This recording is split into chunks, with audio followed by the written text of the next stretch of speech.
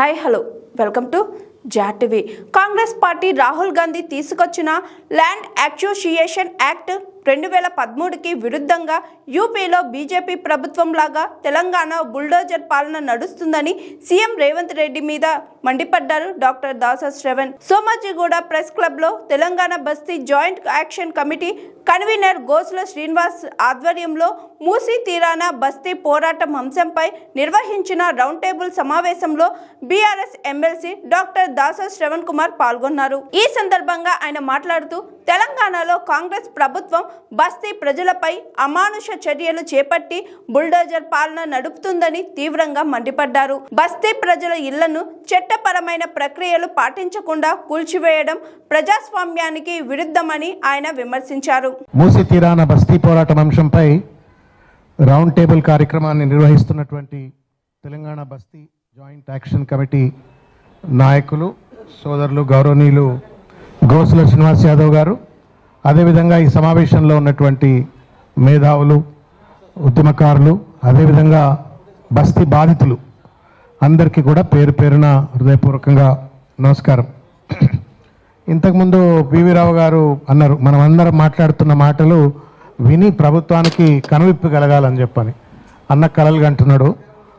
అధికారంలో ఉన్నటువంటి వాడు దున్నపోత మీద నీళ్లు పడితే కూడా దున్నపోత అన్న కదులుతుంది కానీ ఈ ప్రభుత్వం కదలదు. ఎందుకంటే ఈ 2 సంవత్సరాలలో ఈ ప్రభుత్వం చేసినటువంటి దాష్టికాలు, దుర్మార్గాలు, దోపిడీ వ్యవస్థను ఎట్లయితే కొనసాగించిండో అనేక సార్లు మా జాన్సక్క లాంటి వాళ్ళు ఎంతమందో ఎన్నిసార్లు గొంతెత్తి అరిచినప్పటికీ కూడా అవి దున్నపోత మీద నీళ్లు పడ్డట్టుగానే ఉంది. వాళ్ళ దోపిడీ, వాళ్ళ ఆధిపత్యం, వాళ్ళ అహంకారం, వాళ్ళ అవినీతి నిరాటంకంగా కొనసాగిస్తూ పేదోళ్ల ఇండ్ల మీద పడి వాళ్ళ ఒక దుర్మార్గమైనటువంటి ఒక రాక్షస పాలన కొనసాగిస్తూ ఉన్నారు.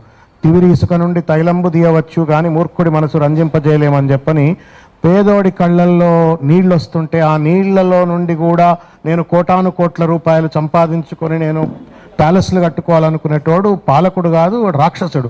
అటువంటి రాక్షసుడు ఇవాళ దురదృష్టవశాత్తు తెలంగాణ రాష్ట్రంలో ముఖ్యమంత్రిగా ఉన్నాడు. కాబట్టి ఇవాళ మనం అందరం ఇక్కడికి వచ్చి ఈరోజు ఇక్కడ కూర్చొని ఈ రకమైనటువంటి ఒక ఆరాటాన్ని, ఆవేదనను వ్యక్తీకరించేటువంటి ఒక పరిస్థితి కనబడతా ఉంది.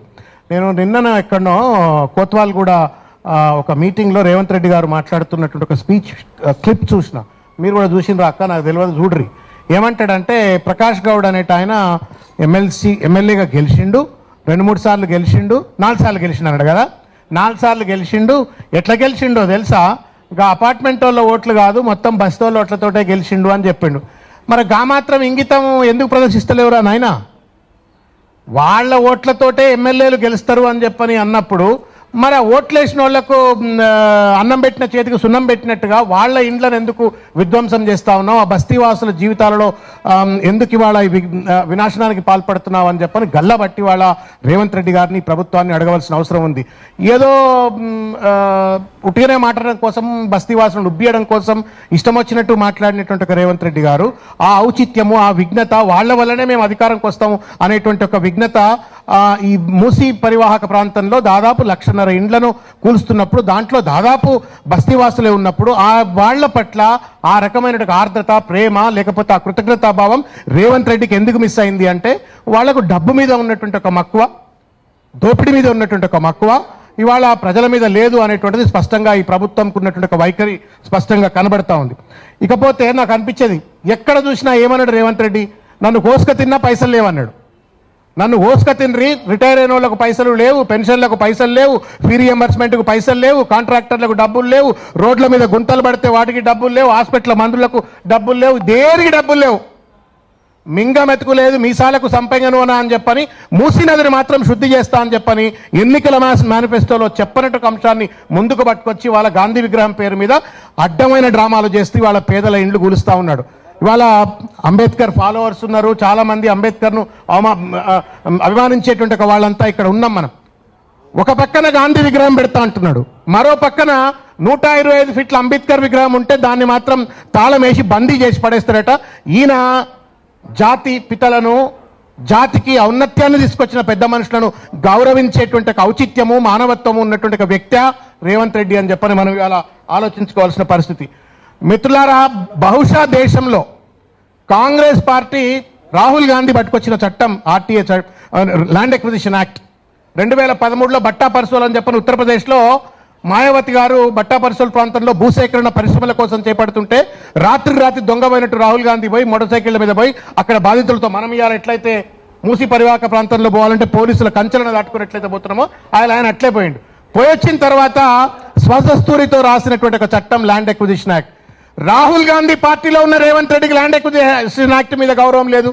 ఇది రాహుల్ గాంధీ యొక్క సిద్ధాంతం పాటిస్తున్నాడా, మోడీ సిద్ధాంతాన్ని పాటిస్తున్నాడా, ఎవడి సిద్ధాంతాన్ని పాటిస్తున్నాడు అనేది అర్థం కానటువంటి పరిస్థితి ఒకటి. రెండవది డిపిఆర్ లేదు. డిపిఆర్ లేకుండా on what basis is that you have identified to demolish the houses? A basis మీద నోటిఫికేషన్ ఇస్తావు నువ్వు? ల్యాండ్ ఎక్విజిషన్ యాక్ట్ ప్రకారంగా నువ్వు సోషల్ అక్కడ ఎన్వైరన్మెంటల్ అసెస్మెంట్ చేయాలా, సోషల్ అసెస్మెంట్ చేయాలా, స్టేక్ హోల్డర్స్తో మీటింగ్స్ పెట్టాలా, అన్ని పెట్టిన తర్వాత నోటీసులు ఇచ్చిన తర్వాత నువ్వు సంప్రదింపులు అయిన తర్వాత జరగవలసిన ప్రక్రియను ఇష్టం వచ్చినట్టు రెడ్ మార్కింగ్లు, అదేదో దొంగలైనట్టు ఇష్టం వచ్చినట్టుగా నోటీసులు ఇచ్చేసి కూల్చివేస్తామని చెప్పని అదిరింపులు బెదిరింపులు చలాయిస్తూ బుల్డోజర్ రాజ్యం నడుపుతా ఉండు. సిగ్గు ఎగ్గులేని ప్రభుత్వం. ఒక పక్కన దేశవ్యాప్తంగా కాంగ్రెస్ పార్టీ, ఉత్తరప్రదేశ్లో యోగిది బుల్డోజర్ రాజ్ అని చెప్పని మాట్లాడేటువంటి ఒక వాళ్ళు వాళ్ళ తెలంగాణలో బుల్డోజర్ రాజ్యం రేవంత్ రెడ్డి నడిపిస్తా ఉన్నాడు. మరి యోగి ఆదిత్యనాథ్ అడుగుజాడల్లో నడుస్తూ రేవంత్ రెడ్డి నడుస్తుండే అర్థం కానట్టు ఒక పరిస్థితి. రాహుల్ గాంధీ గారు గుడ్డి గుర్రానికి పళ్ళుదోయినట్టుగా ఆయన కూడా ఎందుకు మాట్లాడతలేడు అని చెప్పని వాళ్ళ నిధి నిలుస్తున్న పరిస్థితి. డిపిఆర్ లేదు, నిధులు లేవు. నేను ఒకటే ఇంతకుముందు ప్రకాశ్ నాకు చెప్తున్నా, ఏం చేయబోతున్నాడో ఏం కుట్ర చేసిండో మీకు చెప్తా. మూసీ నది పేరు మీద దాదాపు 16,000 కోట్లతో గత ప్రభుత్వం మొత్తం కూడా బ్యూటిఫికేషన్ చేయాలని చెప్పని 5.5 కిలోమీటర్ల స్ట్రెచ్లో ఒక్క డిస్ప్లేస్మెంట్ లేకుండా కంప్లీట్ చేసింది. ఎస్టీపీలు అవన్నీ మీకు తెలిసిన విషయమే. ఇవాళ 1,50,000 కోట్ల రూపాయలు ఈ ప్రాజెక్టును అదానికి కట్టబెట్టి మూసీని అదానికి కట్టబెట్టే కుట్ర రేవంత్ రెడ్డి చేస్తా ఉన్నాడు.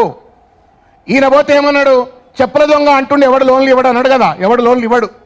కింద మీద పడితేనే ఇవాటికి 80,000 కోట్ల రూపాయలు ఏదో ఈ సంవత్సరం అప్పులు చేసిండు. ఇంతకు మించి ఈయనతోటి కాదు, అప్పు తేడు. స్ట్రైట్ రమారమి తీసుకపోయి ఏం చేస్తాడు అంటే మూసీ నదిని అదాని చేతిలో కట్టబెడతాడు. మూసి మన మూసి ఇంతకుముందు మాట్లాడింది కదా, బతుకు మూసి అని చెప్పని సజాయక్క మాట్లాడిపోయింది. మన బతుకునిచ్చేటువంటి ఒక మూసీని అదాని చేతిలో కట్టబెట్టబోతా ఉండు రేవంత్ రెడ్డి. ఫ్యూచర్ సిటీ అంబానీకి, మూసీ నది అదానికి మొత్తం మీద వాళ్ళ ద్వారా కమిషన్లు దొబ్బుతూ ఇవాళ మనందరి జీవితాలను నాశనం చేయాలని కుట్ర చేస్తా ఉన్నాడు.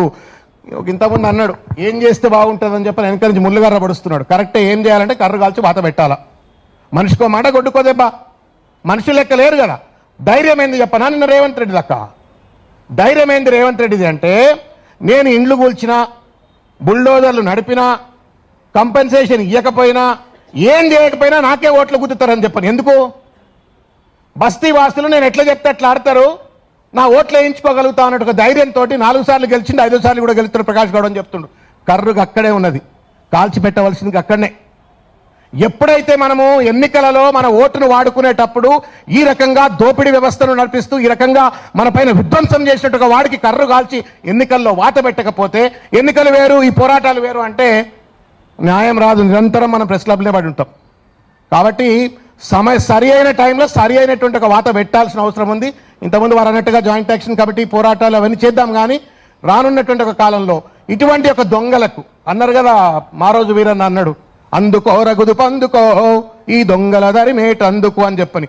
ఆ స్ఫూర్తితో గనక బస్తీలో నుండి గోరేటెంకన్ అన్నట్టుగా, మారోజు వీరు అన్నట్టుగా ఆ స్ఫూర్తితో గనక మనం పనిచేస్తే తప్పనిసరిగా న్యాయం లభిస్తుంది. ఎవడబ్బ సొమ్మని చెప్పని వాళ్ళ మూసీ నదిని అదానికి ఎట్లా కట్టబెడతావురా అని చెప్పని గల్లాగట్టి ఆ కుట్రను బహిర్గతం చేసినప్పుడు న్యాయం లభిస్తుంది అని చెప్పి తెలియజేస్తూ సోదరుడు శ్రీనివాస్ గారికి హృదయపూర్వకంగా ధన్యవాదం. పేదళ్ల కన్నీళ్లను తూడ్చాలని ఒక ఆలోచనతోటి ఇంత అద్భుతమైన ఈ కార్యక్రమాన్ని చేపట్టాడు. మీ పోరాటానికి శ్రీనివాస్ గారు ఏ పోరాటానికైనా ఎప్పటికీ మీతో పాటు అందుబాటులో ఉంటామని చెప్పి తెలియజేస్తూ ధన్యవాదం. లైక్ చేయండి, షేర్ చేయండి, కమెంట్ చేయండి అండ్ సబ్స్క్రైబ్ చేయండి GR TV.